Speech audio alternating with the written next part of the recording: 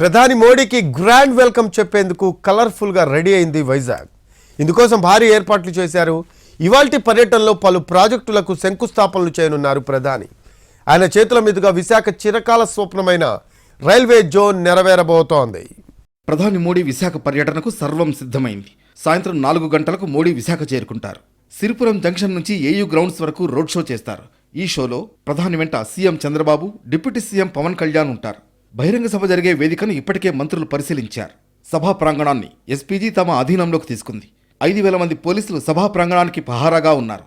అత్యంత కట్టుదిట్టమైన భద్రత మధ్య ప్రధాని మోడీ పర్యటన, రోడ్ షో, సభ జరుగుతుంది. ఇందుకోసం 35 మంది ఐపీఎస్ అధికారులు పర్యవేక్షిస్తున్నారు.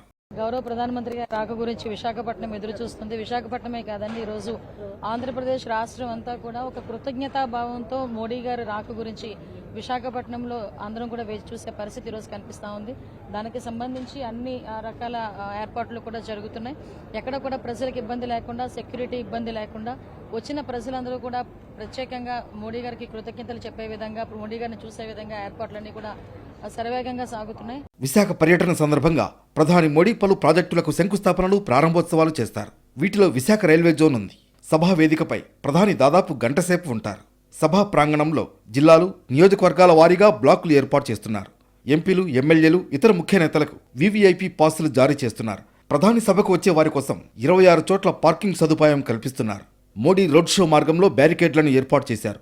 సభ కోసం జనాన్ని తరలించేందుకు వేలాది బస్సులను సిద్ధం చేశారు. ఉత్తరాంధ్ర జిల్లాల నుంచి 3 లక్షల మంది వచ్చేలా ప్రణాళిక సిద్ధం చేశారు కూటమి నేతలు.